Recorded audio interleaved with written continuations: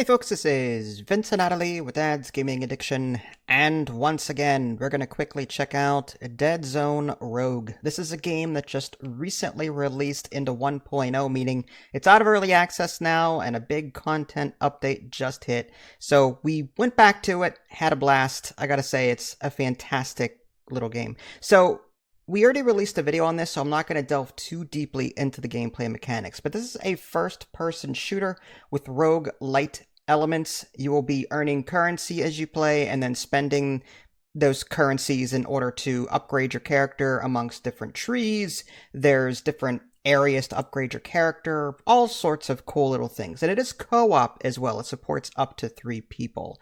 And we have about, I want to say, 20 hours on record. You start off in like your main ship. I'm not going to spoil the story for you, but you'll be able to unlock different weapon skins as you play. There is another $10 DLC with, I believe it's all cosmetic crap. It's like you can change your bodysuit, you can unlock more weapon skins, that kind of thing. So it's up to you if you want to spend the extra $10 on skins. I didn't do that. But yeah, there's also 3 different zones, and each zone has about 1 main mission and I want to say about 6 to 8 side missions that you can do. And there are, I want to say, 3 or 4 different difficulties that you can choose between.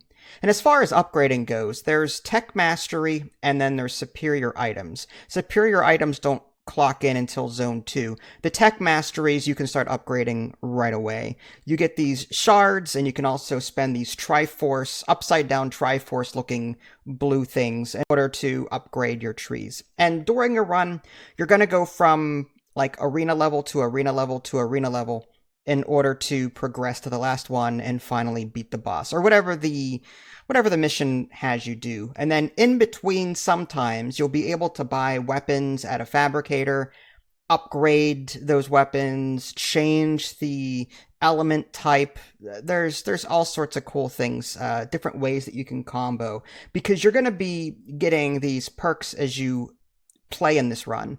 And that's probably my favorite part of the game. The fact that, you know, I could go for a fire build, or I can get a bunch of bots to follow me around and shoot things, or I can do this armor build. And there's 3 different like main perks that you can choose between too. So you can do fire, bot, armor, or electric, you know, whatever. You can pick between different things as they come up. So it's a drafting process. Idly and I just finished our Zone 3 run, and we beat the game, we got the credits and everything, and I think we've seen everything that there is to see except for the side missions on Zone 3. But I think it's a pretty fun run. The gameplay and the gunplay, very satisfying. And I was very pleased with I'm not big on stories in a game like this, simply because I don't know, it's just a first-person shooter with roguelite elements. I really don't care about the story, but I was actually kind of invested in this one, just because crap was hitting the fan in Zone 3, and it was interesting to see what was actually happening, the whole cloning thing. Again, I don't want to spoil too much. So, Idly, now that you've played it again, and you probably have the same amount of playtime I do, what are your thoughts on this game? I love this game. It's fantastic. Like you said, it just there's a lot of new stuff, kind of, and it's fun. I don't know what to say. You kind of hit the nail on the head. Sorry. That's okay. They introduced new things with the 1.0. Most specifically, they introduced something called Synergies. And Synergies is like these are special passive unlockables that you get if you take certain perks, like the bot perk that I was talking about. If you take the bot perk and then you take these specific items and these specific superior items, you will unlock these synergies, which give you passive benefits. Like you got one where it dropped a turret on a random occasion or something.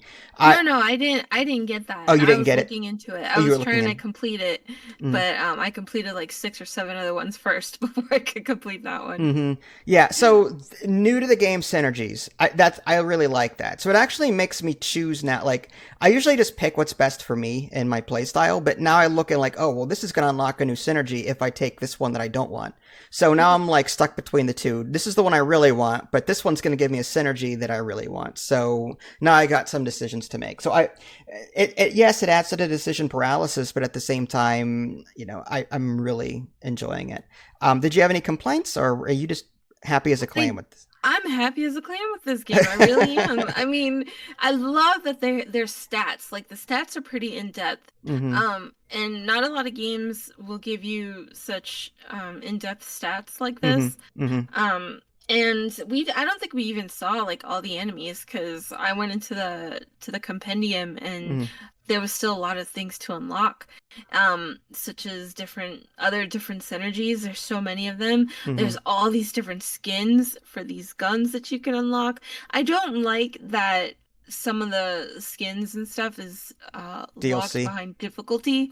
No, difficulty. Oh, difficulty. Okay, yeah. Yeah, so that's kind of frustrating, but I'll still try. I don't care. I much prefer this over Gunfire Reborn. I think this is easier. Yeah. I don't know. I like both. I really do. This one feels more satisfying than Gunfire Reborn, but I do love Gunfire Reborn's different visual styles of gunplay. This one has different visual styles, but it's not as many as Gunfire Reborn. Although this does have a ton of synergies. So I'm sure there's different effects, like the different rates of damage that an enemy can take. You know, but as a visual thing, I think Gunfire Reborn takes the cake on it, and I think that Tetris mechanic that it has, I think that's pretty cool. But no, this game really is fantastic. It just reminds me of Mother Gunship a little bit. Oh yeah. But it still has that satisfying gunplay, and the things I want to say will spoil the story, and I'm trying so hard not to, because I love the story. I actually love what happened at the end, and I can't spoil it. Yeah, let everyone decide. Let everyone figure that out on their own. But yeah, I gotta say, like, I highly recommend this one. For a first-person shooter, co-op, or solo roguelite, it's very satisfying, fun to play. You'll get a lot of playtime out of this. So go check out this title. I do highly recommend it, and so does Eileen, I think. Yeah. This is Vincent Adelie. Thanks for watching. We'll catch you all next time. Take care. Bye, guys.